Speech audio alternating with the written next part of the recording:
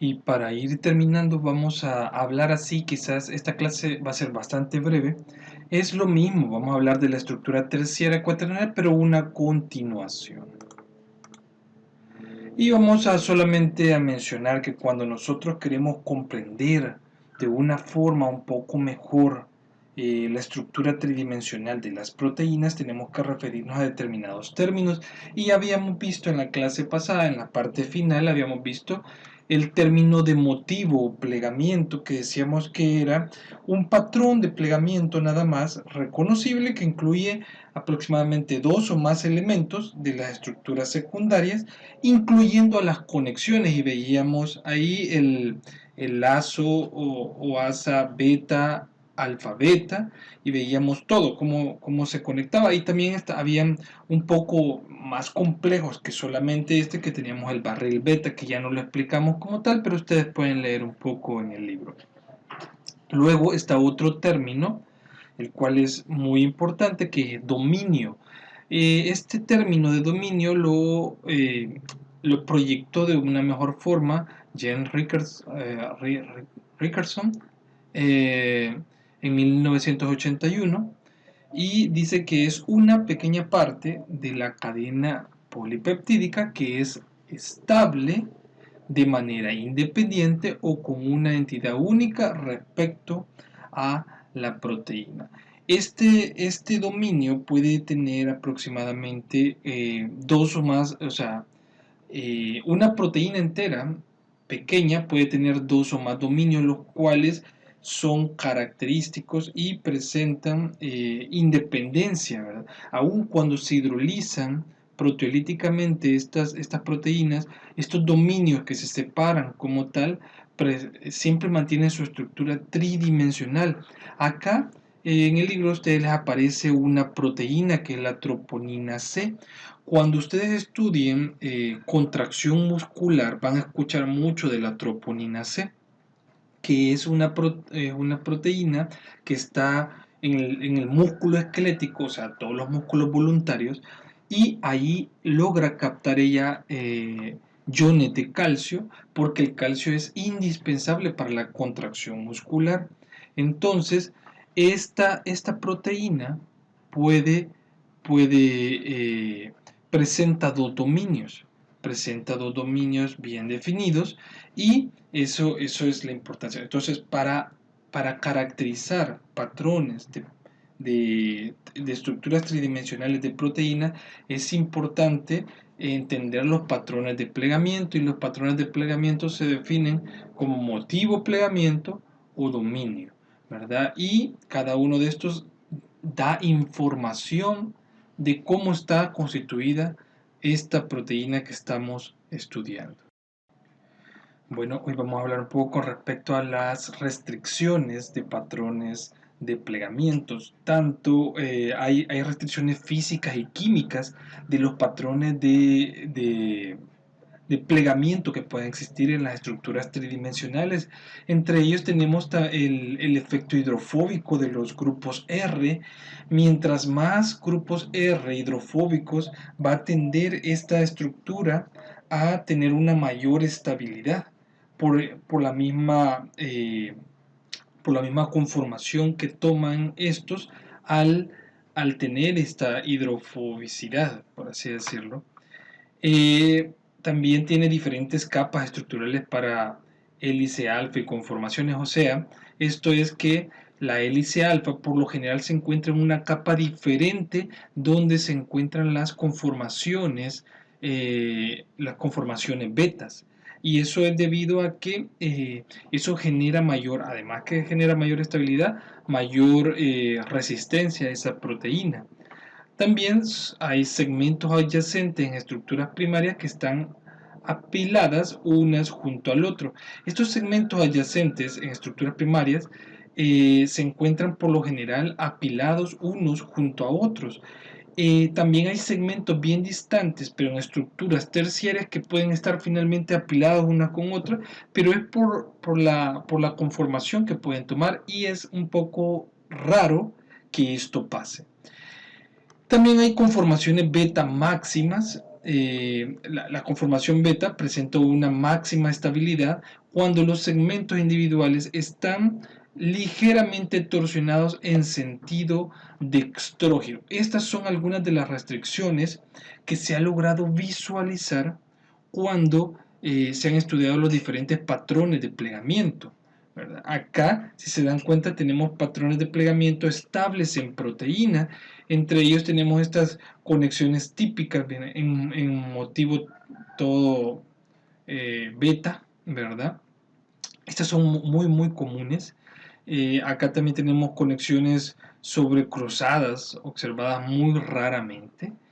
Acá también tenemos algunas conexiones dextrógiras entre cadenas beta, y también tenemos conexiones levógiras entre cadenas betas, también son muy escasas o muy raras. Y también tenemos acá hojas betas torsionadas, que son un poco más comunes. De hecho, estas dos son un poco más comunes, tanto las conexiones típicas y las hojas beta torsionadas. Bueno, también es importante, fíjense bien, estudiar un tipo de proteínas. Algunas proteínas o segmentos de proteína están intrínsecamente desordenados. ¿Qué es esto? Todos sabemos de que por lo general hay algunas técnicas como la difracción de rayos X, RMN, que lo preferente, por ejemplo, para difracción de rayos X es que la proteína se encuentre en estado cristalizar esa proteína y luego analizarla. Más sin embargo, a pesar de todo este tiempo, es un poco difícil determinar la estructura completa de una proteína, o sea, la configuración geométrica tridimensional de ella. Es un poco difícil. ¿Por qué?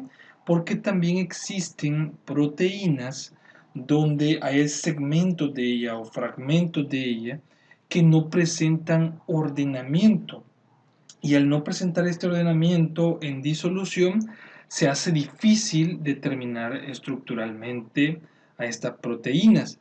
Entonces a estas proteínas se les denomina proteínas intrínsecamente desordenadas, y estas poseen propiedades un poco distintas a las proteínas que sí, o sea, que sí están caracterizadas y tienen un orden específico. Y también carecen, fíjense bien, también estas proteínas carecen, tienen unas diferencias que carecen de núcleo hidrofóbico que da una gran estabilidad ya en las proteínas tradicionales. También estas proteínas intrínsecamente desordenadas presentan un alto número de residuos de residuos de aminoácidos cargados como de lisina, arginina y glutamato. También presentan un alto número de aminoácidos de prolina que le da un poco orden, o sea, la prolina por lo general le da desorden a las proteínas. Estas proteínas intrínsecamente desordenadas actúan de diferentes formas. Como se encuentran cargadas con aminoácidos cargados, pues pueden servir como recolectoras de iones diferentes a las cargas que dominan dentro de esa proteína. También de moléculas pequeñas, pueden servir como reservorio o depósito de material de desecho, y también de hecho se ha visto mucha utilidad en redes de interacción proteica, ya sea para activar activar o promover una determinada actividad biológica o inhibir esa actividad biológica. Puede ser de las dos, puede activar una actividad biológica o inhibir esa actividad biológica. También tenemos esas mismas proteínas intrínsecamente desordenadas. ¿Por qué les denominamos así? Solo quiero que lo tengan así bien claro, es porque hay un fragmento, lo que les decía, hay un fragmento de ellas que carecen de estructura ordenada en disolución, diferente a las que sí tienen un orden en disolución completo.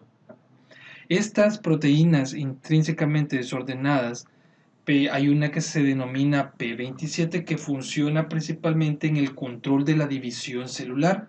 O sea, ella promueve mucho la división celular. Fíjense bien, al promover esta división celular puede ser muy útil en determinadas enfermedades. Por ejemplo, se rastrea esta proteína P27 y cuando hay tumores, esa proteína P27 se ve disminuida porque ella genera un control de la división celular. Funciona generando un control de ella. Y promueve un buen desarrollo de esa división celular. Entonces es muy importante que vayan observando que existen otras proteínas que no presentan un orden específico y por lo tanto se le denominan proteínas intrínsecamente desordenadas. Solo acá quizás para ejemplificar tenemos una proteína intrínsecamente desordenada. Esta es una forma de verla de forma lineal a diferentes porciones, una porción C-terminal que es esta, que está como en rojo, la porción central y la porción de la N-terminal. Fíjense bien, estas proteínas intrínsecamente desordenadas pueden actuar de diferentes formas con diferentes ligandos. Esta es la proteína P53 y ella puede actuar de diferente forma y de hecho su funcionalidad es diferente tanto con la ciclina A, con la sirtuina, con la bromodominio CBP y con la S100B. Fíjense bien, con todas va a actuar de forma diferente una misma proteína. Esta es la característica de estas proteínas intrínsecamente desordenadas.